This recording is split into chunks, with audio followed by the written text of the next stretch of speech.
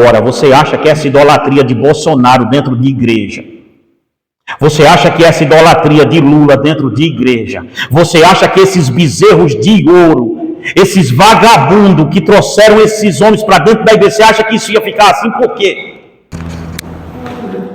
Glória a Deus. Irmãos, hoje é o nosso culto de Santa Ceia, então nós vamos ser mais rápido do que antigamente.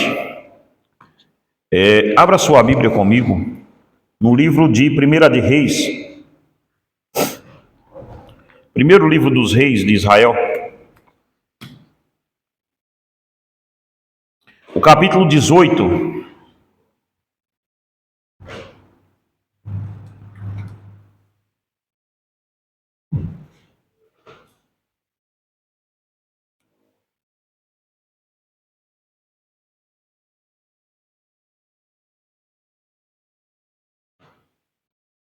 Primeira de Reis, capítulo 18.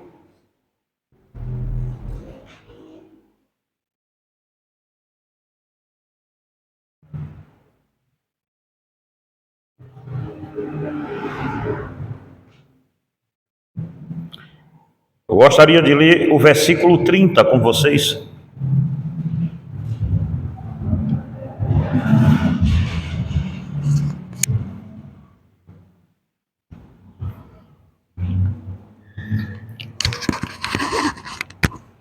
E diz assim, 1 de Reis 18, 30, diz: Então Elias disse a todo o povo: Chegai-vos a mim.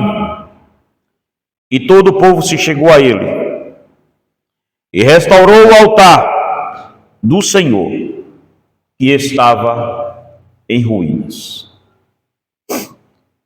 Eu quero falar com você nesse culto sobre, acima de tudo, procure restaurar o seu altar. Quando o rei Orim, o pai de Acabe, fez uma aliança com povos estranhos, ele traz para dentro, casa o seu filho com uma sacerdotisa de Baal e do poste ídolo Azerá. O nome daquela mulher, alguns escritores da Bíblia dizem que é um nome colocado, é um codinome, tem um nome em português que se dá a isso, quando a gente quer escrever uma coisa, coloca o nome, outro nome, pseudônimo. Era um pseudônimo. Mas tudo que nós temos é Jezabel, que a palavra mais no hebraico é uma palavra pejorativa demais para ser dita pelo escritor sacro, quer dizer monte de lixo. Ele casa-se com essa mulher e traz os deuses dos fenícios com ela. Ela era uma sacerdotisa de tudo o que você pensar de ruim. E uma das coisas que Jezabel vai fazer, para que a gente não tome aqui muito tempo, Jezabel, ela não vai tirar o culto ao Deus de Israel. Jezabel, em primeiro lugar, ela vai corromper esse culto. Irmãos, não se engane. A primeira coisa que Satanás vai fazer não é tirar a Bíblia da sua casa. A primeira coisa que o diabo vai fazer não é tirar o lugar de oração que você tinha antes na sua casa. A primeira coisa que o Satanás vai fazer não é fechar as igrejas do Brasil. Por que ele faria isso? A primeira coisa que há de se fazer é a corrupção do culto. Porque o diabo sabe que um culto corrompido, Deus não receberá. Todo mundo no mundo espiritual sabe que Deus é um Deus exclusivista, que Ele mesmo diz: e eu não dividirei a minha glória com outro, eu não dividirei a minha glória com ninguém. E nós, quando nos deparamos com a história de Elias e Jezabel, nós encontramos um panorama histórico e espiritual totalmente avesso.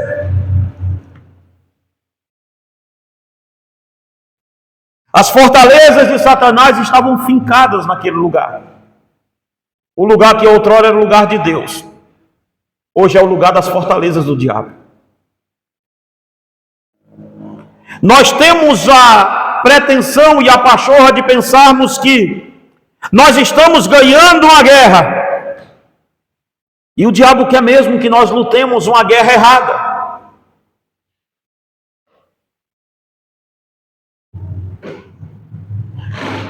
A nossa batalha, é dito pelo apóstolo Paulo, nós lutamos contra quem mesmo? Quem lembra?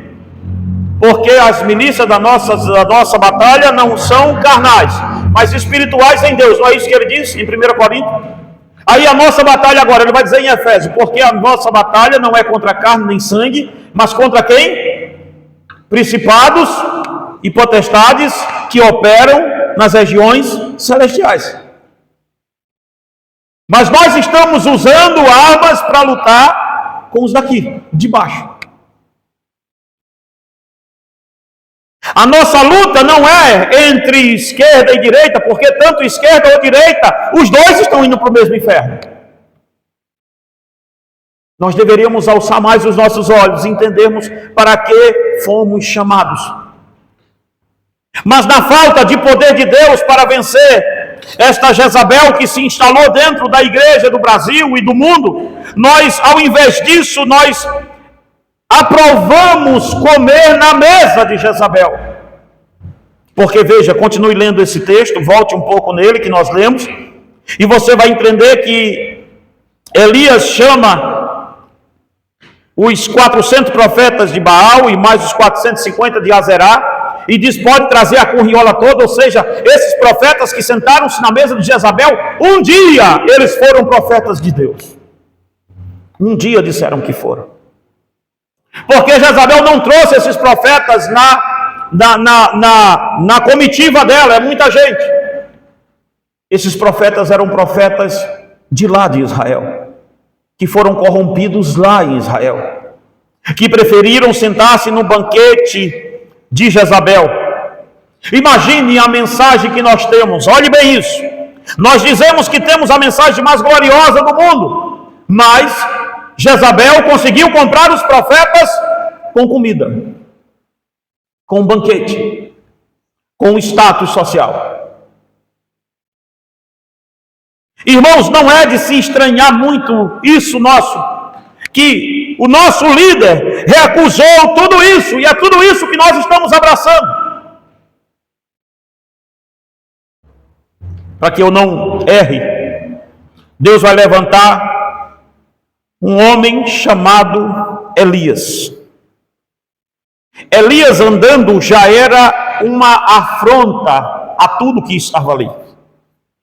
Veja bem o nome Elias, o que é? Elias, Jeová é o Senhor, o nome quer dizer isso. A identidade de Elias era uma mensagem, porque para um homem de Deus, a sua mensagem não está fora de quem ele é. Sabe qual é o mal nosso, gente? É que nós queremos dividir o domingo do resto da semana. Nós fizemos um divórcio satânico, endemoniado. Eu não tenho mais palavras para dizer depois dessas, então vou ficar por aqui. Mas nós fizemos essa profanação de, no domingo, nós achamos que servimos a Deus, e o resto da semana somos como diabos por aí afora. Nós fizemos essa dicotomia tosca: domingo é o dia do Senhor e o resto da semana é minha. Não, querido, todo dia é dia do Senhor. Nós fizemos essa dicotomia e estamos separando o nosso nome da nossa identidade com Deus. Então Elias era isso. Elias era tisbita. O termo tisbita quer dizer aquele que é estrangeiro. Veja, ele era, o nome dele Elias, Jeová é Senhor, em uma terra onde Baal estava sendo o Senhor. O nome de Elias dizia, aqueles profetas de Baal, Jeová é o Senhor. Aonde Elias ia, aonde o nome dele era citado, aonde o nome dele era propagado, a palavra que se tinha era Jeová é o Senhor, porque o nome Elias quer dizer Jeová é o Senhor. Em uma terra em que Baal, porque o nome Baal quer dizer marido, dono. Baal quer dizer isso, marido, dono, Senhor. E o nome de Elias era uma oposição a Baal, que dizia, Jeová é o Senhor. O que me faz te fazer uma pergunta, você que está me ouvindo. Quando você vai nos lugares, as pessoas lembram que Jeová é o Senhor. Quando você está andando na rua, as pessoas lembram que Jeová é o Senhor. Quando você está passando, quando você está trabalhando, os seus amigos de trabalho lembram que Jeová é o Senhor. Ou eles dizem, você é tão legal que nem parece que é crente. Ou eles dizem, rapaz, eu gosto de você porque você é igualzinho a gente. Tem algo errado aí, gente.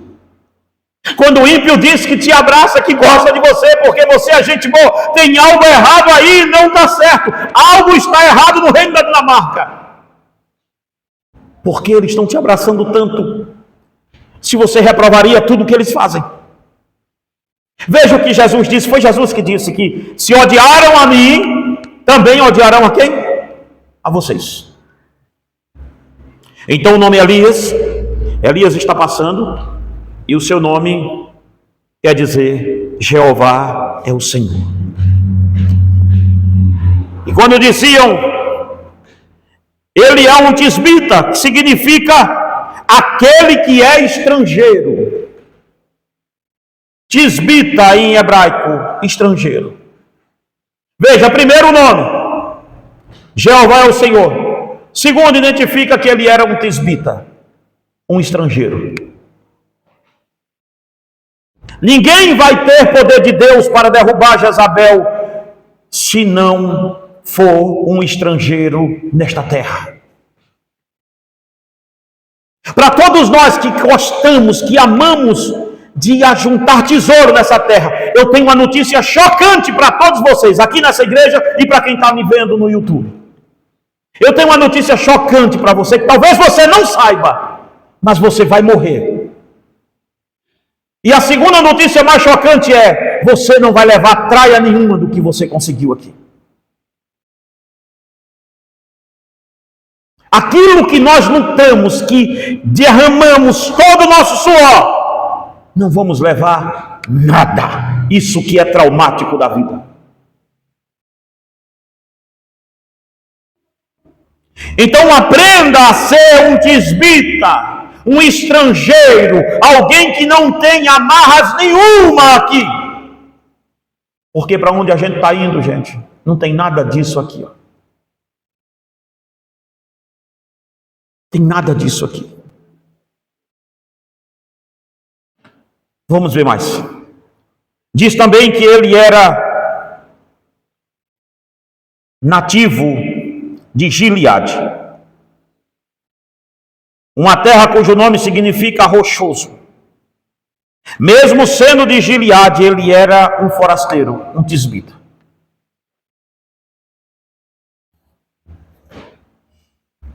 Você sabe por que você não vai me ver brigando por pátria daqui da terra? E olhe que eu amo o meu lugar, eu amo esse país. Eu não conheço alguém mais apaixonado pelo Brasil do que eu. Eu já tive chance de morar 2 vezes fora desse país e por decisão preferi ficar. Eu amo esse lugar. Eu sou brasileiro e ainda tenho por mim que lugar de brasileiro é no Brasil. Mas uma coisa é certa. Eu amo esse país. Mas a minha pátria, como disse Paulo em Efésio, ou em Filipenses, a minha pátria está no céu. Eu só sou um forasteiro aqui, um andarilho, um peregrino, alguém que está passando por esse lugar. Nós acabamos de cantar aqui, quando o Jordão passarmos unidos e entrarmos no céu, veremos lá, como a areia da praia os remidos, ó que gloriosa vista será. Nós não lutamos para ficar, nós lutamos para ir. Isso não quer dizer que você não pode ter uma casa, isso não quer dizer que você não pode ter um carro, não tem nada a ver com o que eu estou dizendo aqui. O que eu estou dizendo aqui é que aonde você está depositando toda a sua confiança e todo o seu tempo.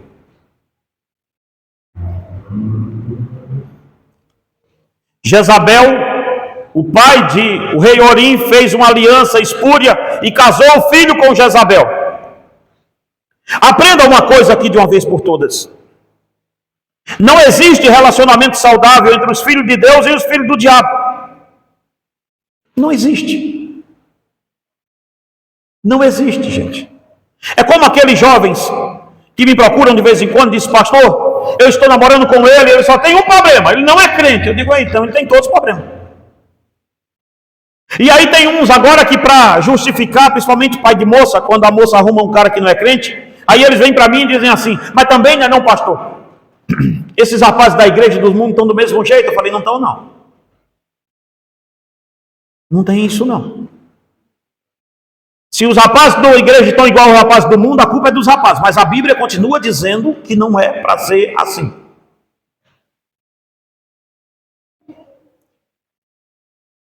Todo mundo que namorou uma pessoa, um jovem que namorou uma moça não crente, adivinha o que é que aconteceu com ele?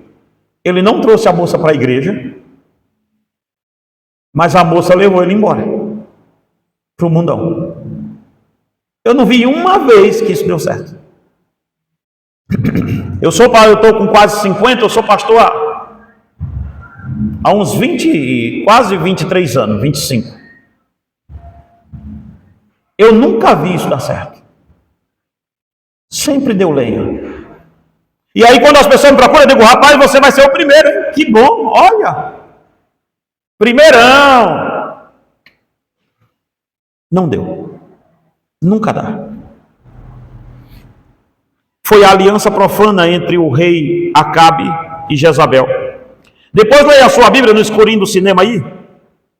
2 Coríntios 6, 14 ao 17. Dá uma lidinha aí. O que é que Paulo está dizendo? Baal, no termo hebraico, senhor, marido, possuidor. A escolha de Baal a Israel estava dizendo, Jeová não queria, que estavam dizendo que Jeová, escolher Baal, Israel estava dizendo, Jeová não é mais o nosso marido. Israel estava afundado em um caos espiritual. E para a gente, antecipando, gente, só um homem como Elias, para fazer aquele povo entender a desgraçança que eles estavam envolvidos.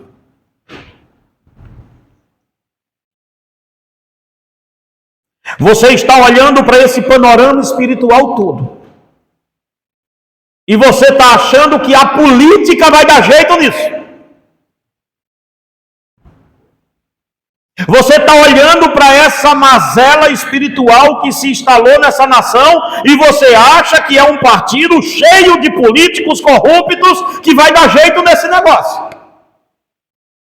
Ou você é inocente, ou você é louco.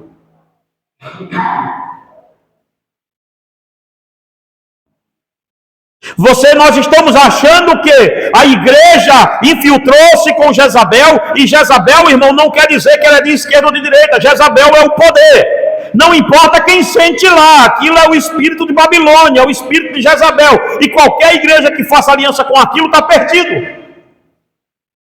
Mas nós insistimos que um partido político vai salvar a espiritualidade do Brasil. Isso diz o tão patético que nós somos. Isso diz o tão louco que nós estamos.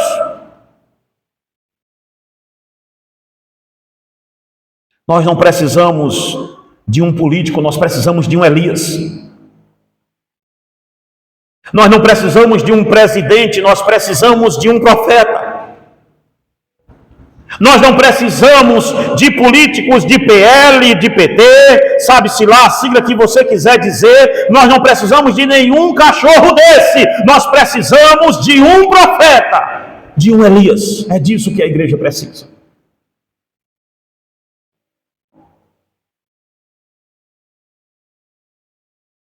Está aí. Está aí.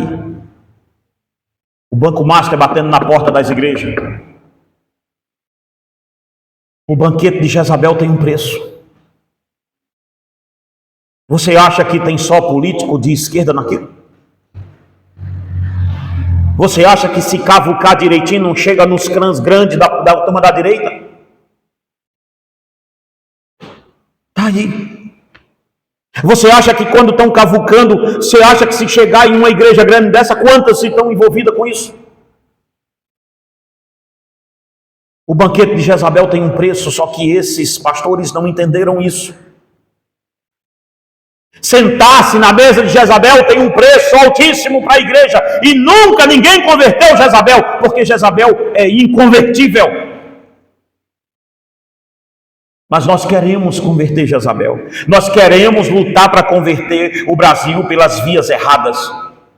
Nós somos igreja, nós somos uma esfera do poder.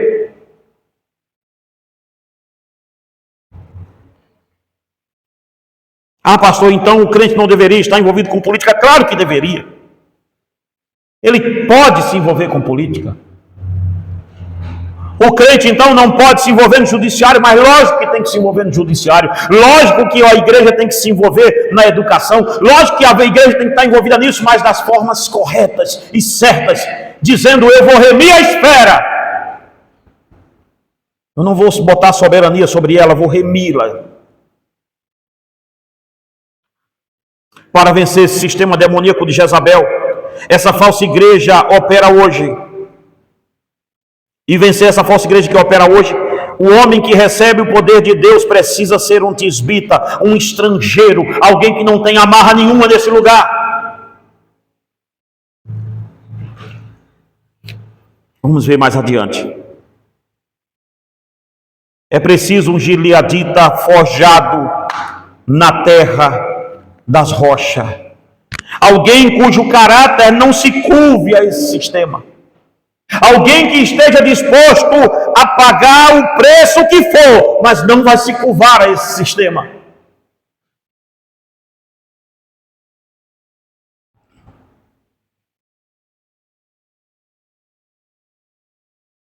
As pessoas estão perguntando hoje em dia, por que Deus não fabrica mais Elias? Por que Deus não fabrica mais João Batistas? Será que Deus não tem poder mais para suscitar homens como esse? Será que Deus não tem mais poder para suscitar um Elias entre nós? Será que Deus não tem poder para suscitar um João Batista entre nós? Claro que tem! Mas o que é que está faltando? Homens de Deus que se coloquem na posição para ser isso. Mas os homens de Deus que temos hoje é aqueles que não podem cravar uma unha. E eu estou falando espiritualmente. Não pode... Ai, olha, assanhou o meu franjão. Está dando errado. Aqueles que quando as coisas estão erradas, eles dizem, ai, eu não... Ai, eu fiquei apavorado. Ai, eu não sei o que fazer. Deus não está fabricando Elias porque não se tem mais nenhum homem na posição para ser Elias. Onde estão jovens que vão ser como Sadraque, Mesaque e Abidnego? Onde estão jovens que vão ser como Daniel? Que vão dizer, nós decidimos não nos corromper com o manjar do rei. Ao contrário, nós temos jovem hoje que o rei nem oferece o manjar, ele já está com a faca na mão dizendo, pode mandar. E a gente, covardemente, nós, que somos de teologia reformada, dizemos, a igreja, os dons cessaram, eu não acredito nisso. O Pentecoste não encerrou os dons, o Pentecoste abriu a era dos dons. A igreja de Atos dos Apóstolos não encerrou. A igreja de Atos dos Apóstolos continua, ela só encerra quando Jesus voltar. Mas por que nós não temos mais aquilo que se existia no Pentecoste, na igreja dos Apóstolos? Por que não temos mais aquilo? O Espírito é o mesmo. Jesus é o mesmo. Então, se o Espírito é o mesmo, Jesus é o mesmo, que mudou? A igreja mudou. Nós não achamos mais essencial orar. Nós queremos que Deus nos dê poder sem uma vida profícua e grandiosa em oração. Você não vai vencer nenhuma batalha se não for um homem ou uma mulher de oração. Esqueça isso, não vai ter. Nós amamos Baal. Nós nos envolvemos com Jezabel, estamos em um romance com esse sistema caído, mundano. Mas se nós apertarmos qualquer um de nós que estamos aqui hoje e aqueles que estão nos ouvindo, como é a sua vida de oração com Deus? Aonde você se encontra com Deus todo dia? Nós estamos ocupados demais para Deus, irmãos, essa é a realidade. Nós achamos mesmo que estamos ganhando, estamos destruindo fortalezas de Satanás. Como vamos derrubar fortalezas de Satanás se não temos capacidade de desligar um celular? Como é isso? Como vamos derrubar fortalezas do diabo com 5 minutos de oração diária? E aí a gente tem a pachorra, a desonra de dizermos, mas Deus sabe de tudo. Claro que Ele sabe, e Ele sabe que você não está nem aí para Ele.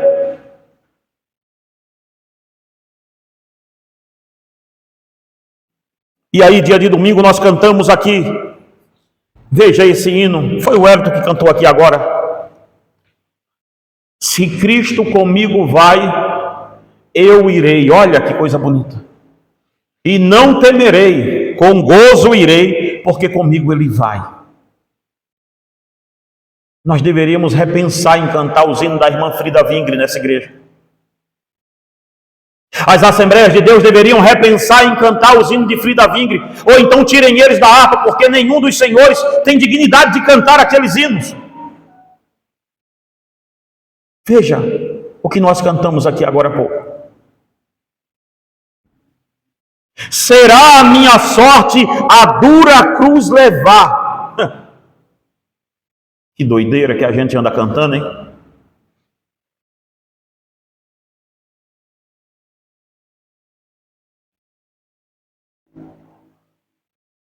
É preciso ser um estrangeiro, porque não temos mais aquilo que teve em Atos, porque nós não buscamos aquilo não é interessante para a gente. Aí nós precisamos dizer que ainda existe, aí nós ficamos com esse fogo estranho, dizendo que temos um Espírito Santo que rebola nós de um lado para o outro assim, e aí a gente volta para casa com a mesma vida ruim. Quem era viciado em pornografia continua viciado, quem continua adulterando continua fazendo isso, aquilo outro, mas falam em línguas. Não, vocês enrolam línguas. O movimento pentecostal de hoje possa ser que em algum dia ele teve pessoas cheias do Espírito Santo, e eu provei que teve, eu vi esses homens ainda. Mas hoje, na atual conjuntura, não conheço eles. Porque aonde o Espírito Santo chega, o poder de Deus é aparente. As pessoas se conformam a Deus, não se conformam com o mundo. Veja, vem mais aqui para a gente acabando com isso. Elias encontra-se com com Acabe. E a primeira coisa que Acabe diz a ele é: és tu, perturbador de Israel, não é? Porque a primeira profecia de Elias foi dizer: não haverá mais chuva em Israel. Será que nós estamos prontos, irmãos, para profetizar contra a nossa própria nação e dizermos que Deus vai quebrar esse país? E não será por causa do Lula, será por causa da nossa arrogância. Eu já vejo a igreja botando a culpa no governo do PT, claro que eles têm culpa também. Mas Deus não vai quebrar esse país por causa do Lula. Deus vai quebrar esse país por causa da sua idolatria. Porque vocês confiaram em homens e não em Deus. Porque a igreja desse país confiou em políticos e não em Deus. Confiou no seu dinheiro e não em Deus. Deus não vai quebrar esse país por causa de outra coisa. Deus está julgando essa nação por causa dos pecados da igreja. Nós não precisamos disso. Nós não precisamos dessas alianças profanas. 1 de Reis 17:1. Tão certo como vive o Senhor Deus de Israel, perante cuja face estou. Elias diz a Acabe: os profetas de Baal estão perante a face de Jezabel e de Baal. Eu sei em que face eu estou presente. Eu estou perante a face do Senhor. Será que nós, irmãos, poderemos dizer: eu estou perante a sua face?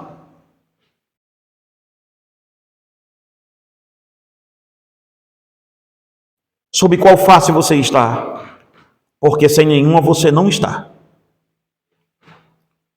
Elias era um homem que dependia unicamente da provisão de Deus. Enquanto os profetas de Baal banqueteavam-se na mesa da corrupção de Jezabel, Elias estava no isolamento, sendo alimentado por corvos, animais que por natureza comem carniça.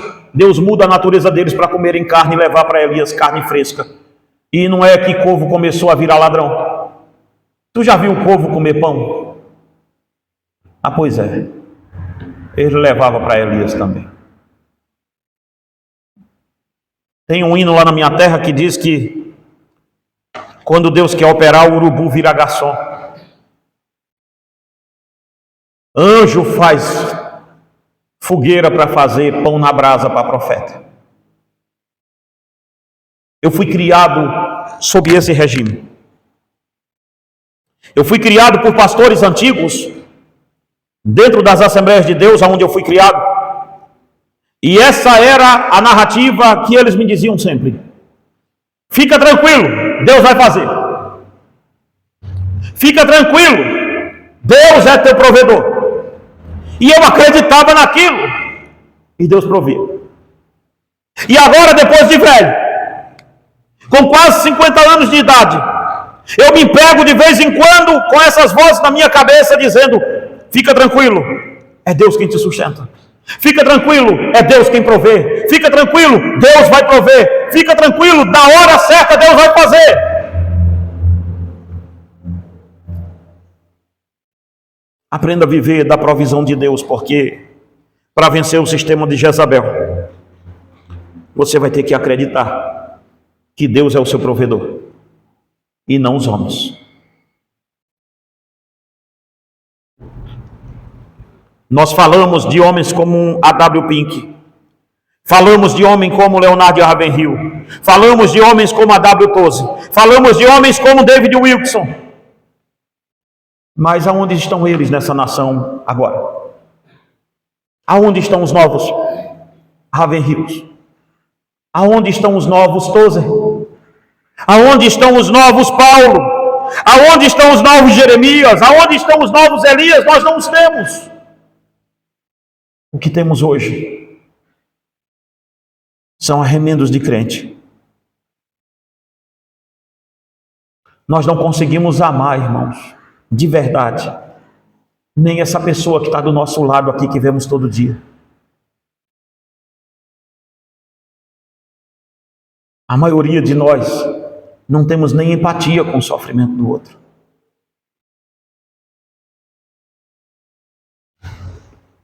Elias faz um desafio para a gente acabar. Quando ele vai ter com Acabe depois de 3 anos sem chover.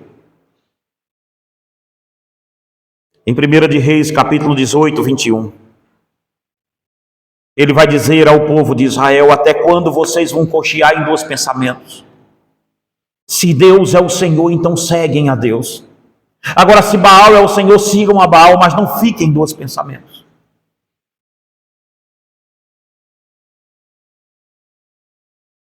Eu venho aqui nessa manhã de domingo, nesse dia, dizer a você: se Deus é Deus, siga a Deus. E seguir a Deus quer dizer rompa com tudo que te prende aqui na terra. Agora, se Baal é Deus, se deite com ele, mas não cocheie em 2 pensamentos. Não tenha dubiedade de caráter. Não ache que você vai ser crente vindo aos domingos na igreja, que está tudo certo com você e Deus, porque isto é a maior mentira de Satanás, porque não está.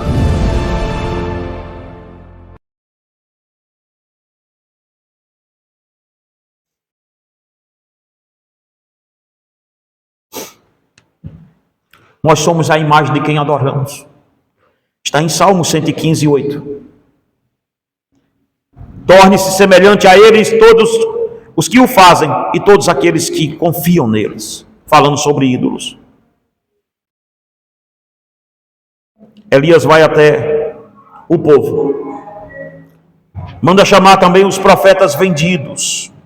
Como está em 1 de Reis, capítulo 18, 19. Levem agora, pois, manda juntar a mim todo Israel no Monte Carmelo, como também os 450 profetas de Baal e os 400 profetas do poste ídolo que é Azerá, que comem na mesa de Jezabel. Mandem levar eles também, porque nós vamos fazer um culto. E há de ser que o Deus que responder com fogo, este é Deus. Será que estamos dispostos, irmãos, a clamarmos por fogo do céu? Será que estamos mesmo dispostos? Ou nós achamos mesmo que no mundo tem alguma coisa que dá para conciliar entre nós e o mundo? Sabe qual é o grande mal nosso? O grande mal nosso está incorrendo de quê? Nós estamos pensando que dá para ter alguma coisa na filosofia mundana que dá para unir com a igreja. Essa aqui está sendo a nossa derrota toda.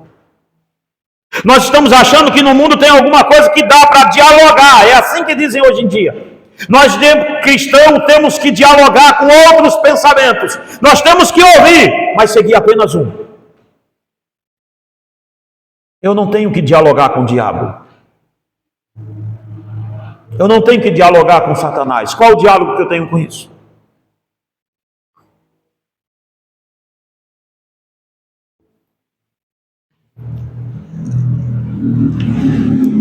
Elias diz aos profetas de Baal: vai vocês primeiro. Comecem. Façam o que tem que fazer. E eles começam de manhã até meio-dia dizendo: Baal, manda fogo, Baal. Manda fogo, Baal.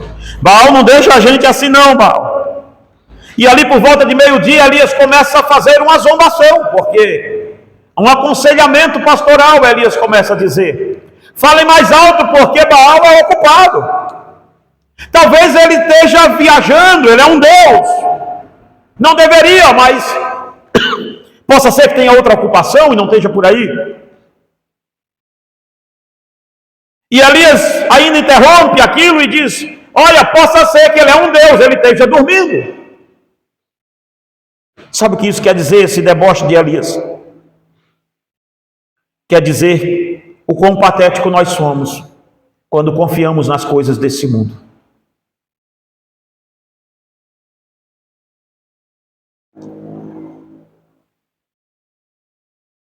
Para se ter fogo do céu, Elias não pegou e gritou fogo do céu. Ele não orou para que Deus derramasse fogo do céu sobre aquele altar. Não. Ele primeiro fez o que? Nós lemos agora há pouco. Versículo 30. Então Elias disse ao povo: chegai-vos a mim. E todo o povo se chegou a Elias. Mas Elias fez o que? Restaurou o altar. Para a gente ir acabando. Está na hora, irmãos, dessa igreja. A igreja, a palavra da cruz. De você que está aqui, me ouvindo ou me vendo depois. Está na hora de você restaurar o seu altar, para que venha fogo do céu. Tem muitos que não estão interessados a restaurar o altar. Para quê?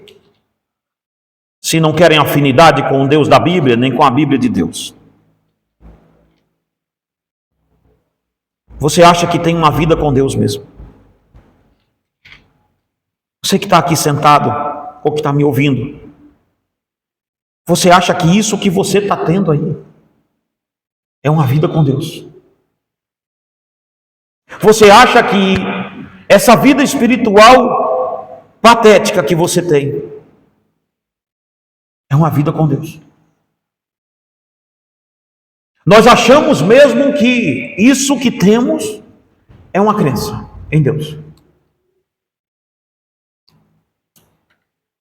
Hoje é o dia que Deus marcou. Por que eu estou pregando isso com tanta ênfase? Porque eu fui cobrado por Deus esses dias orando. Você precisa restaurar o altar. Você precisa restaurar o altar. Você precisa falar com o povo da igreja para restaurarem o altar. Porque o Deus de Elias ainda tem fogo do céu para descer sobre nós. Mas só se o altar estiver restaurado. Só se o altar estiver em ordem. Porque o altar estava em desordem, porque estavam adorando a Baal no mesmo altar. E o que é que se faz aqui? Elias diz: Deus não desce fogo em altar desordenado.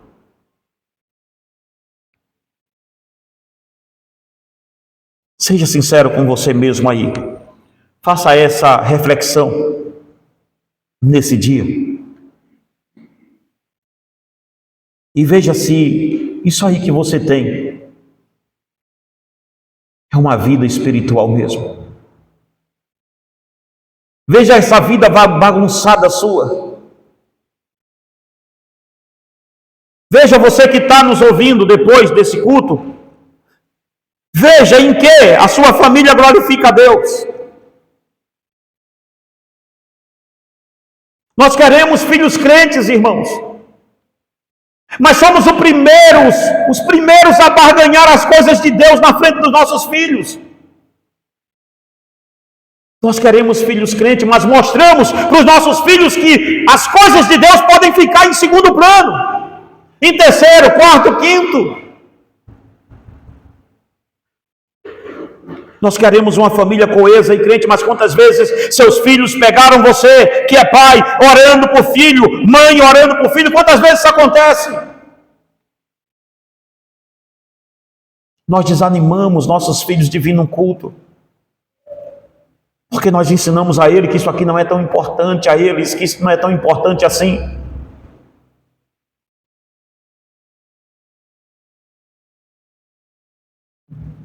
Aí sábado nós vamos para as festas e domingo nós não vemos no culto.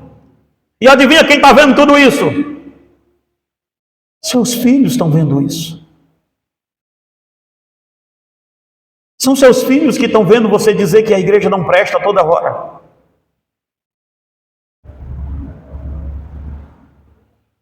São seus filhos que veem, a primeira coisa que você faz é barganhar com oferta, com dízimo, com qualquer outra coisa, e você vai querer, depois de velho, que ele leve isso aqui a sério como? Você que está me ouvindo na internet, você vai querer que seu filho leve a igreja a sério como, se nem você leva?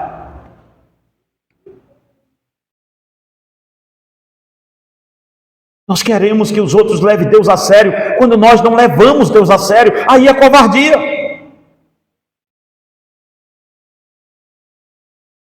Nós queremos que o mundo, nós não queremos que o mundo vire crente, nós queremos que o mundo vire de direita. Que patético. Porque se nós quiséssemos que o mundo virasse crente, nós teríamos que ser crente. E não somos.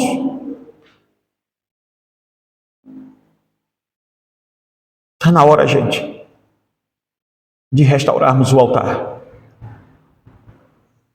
Está na hora de restaurarmos o altar.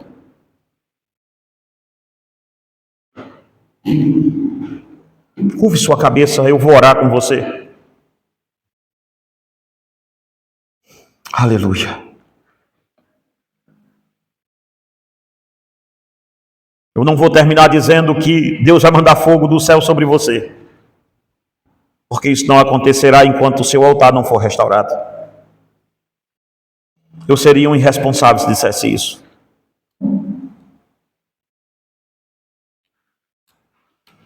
Nós precisamos de um poder de Deus extra para vencer o que vem por aí. Eu vou orar e vou para a Santa Ceia com vocês. Deus eterno e soberano Pai, nós te louvamos, Senhor. Nós te bendizemos, ó Deus, porque o Senhor está presente nesse lugar, Pai. Seja, Paizinho amado, com cada um dos seus filhos aqui presentes, Senhor. Pai, nos ajude, Senhor, a restaurarmos o altar, Pai. Esse altar, Senhor, que nós quebramos, profanamos, adoramos qualquer outra coisa nele, menos, Senhor, o Senhor.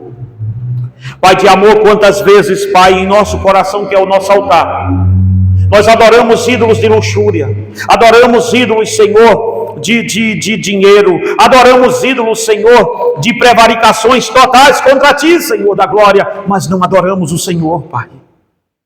Senhor da glória, nessa manhã, Pai, nesse dia, Senhor, nós te pedimos, Pai, que o Senhor venha sobre nós, Senhor da glória, que o Senhor venha sobre essa igreja, meu Deus, que o Senhor coloque, Pai, em nós um desejo, Senhor, ímpar de te adorar, de te buscar, de sermos, Senhor Deus.